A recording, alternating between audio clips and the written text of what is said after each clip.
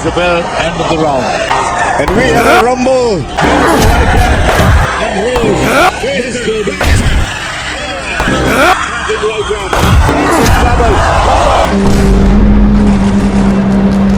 Isa sa inabangan ngayon ng mga Pinoy fans ang pagbabalik aksyon nitong dating WBC Featherweight Champion na si Mark Magnifico Magsayo. Itong si Isa ng Pepeche. Abangan natin ang kaliwa. Ayun, sa pool. Sa panga, itong si Isa ng... But it would not be long until the fight ended. Because of this, a series of left hooks. Tubong Tagbilaran City, Bohol, na sa kasalukuyan ay nagtraining at naninirahan na sa Valencia sa California, USA. Nakamit ni Magsayo mga tol ang pagiging world champion nang tinalo nito ang long-time champion ng WBC na si Gary Russell Jr. sa pamamagitan ng desisyon at binawian ni Magnifico ng WBC title. Talagang sikat na ito sa mga Pinoy fans sa kanya palang laban dito sa Pilipinas kung saan napuno ito ng aksyon at halos pinabagsak nito ang lahat ng mga kalaban kasama na ang mga dayong Meksikano. Facing the head. Left hook, maganda. Maganda.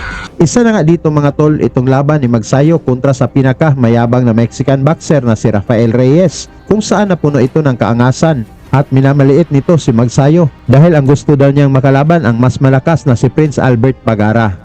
Tara mga tol ating panoorin kung paano binaklas si Magsayo itong pinakamayabang na boxer ng Mexico.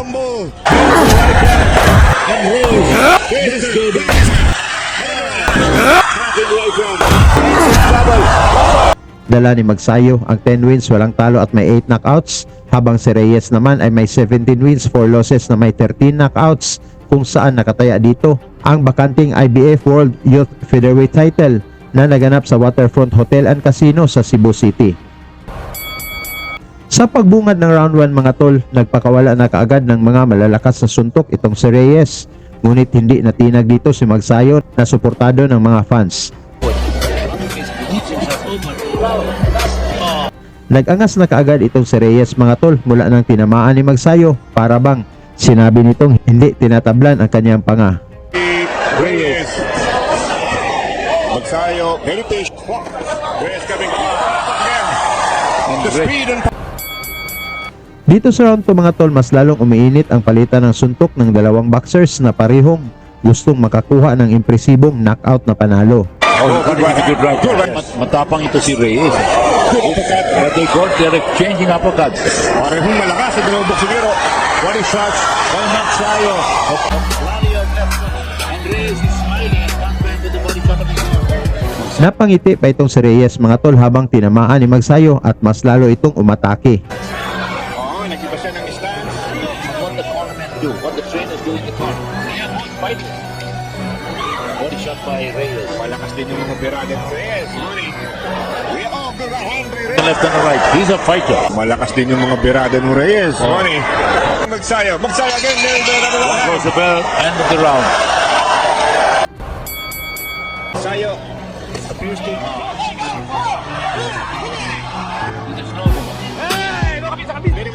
Dito sa round 3 mga tol, nagreklamo itong si Reyes na tinamaan daw siya ng low blow na bilangan tuloy ito ng referee. Clear.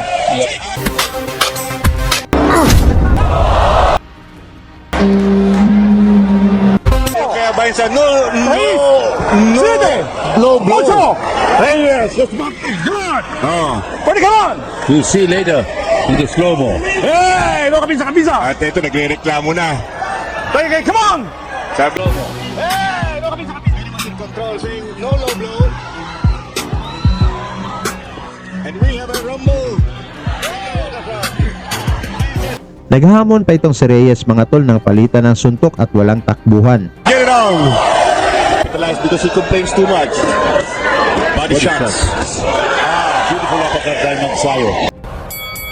Reyes. Oh, beautiful combination now. Premise na.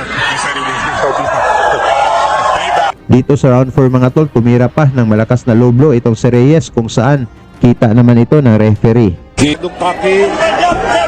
A lot of shoulder. Oh, the right hand. Tres.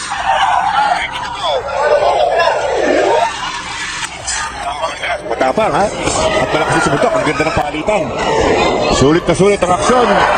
Rapid fire nila kay Magsayo. Maganda din eh.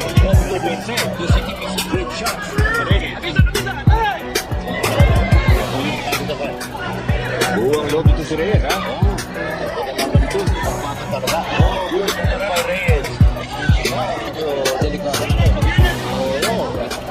Reyes, ha? Oh, madalaman ito. Bakbakan talaga.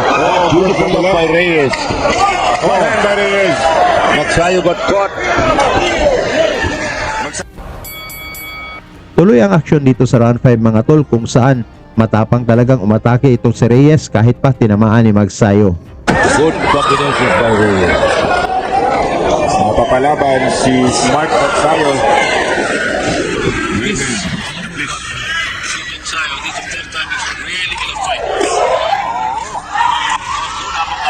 Dangerous tactic.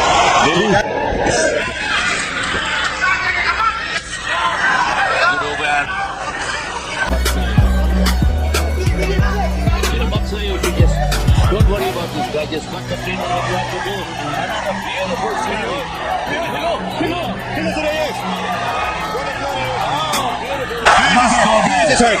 Oh, another cracking right hand. Reyes in trouble. Mula sa solidong uppercut ni Magsayo mga tol, bagsak si Reyes at dito na tinigil agad ng referee ang laban.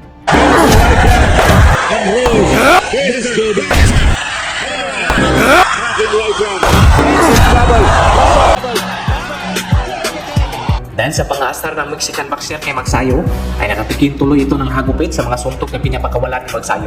Panalo si Magsayo mga tol via technical knockout sa round 5 at naging IBF Youth Featherweight Champion. Sa inyo namang palagay mga tol, mag-world champion pa kaya ulit itong si Magsayo? Pag-usapan na lang natin yan sa baba at salamat sa inyong suporta. Lagi niyong sundan, huwag magpapahuli. Pag-usapan ni bakbakan, balita niya at laban. Mga Pinoy na di nagpapagapi. Salamat sa mga suporta na lagi nandyan.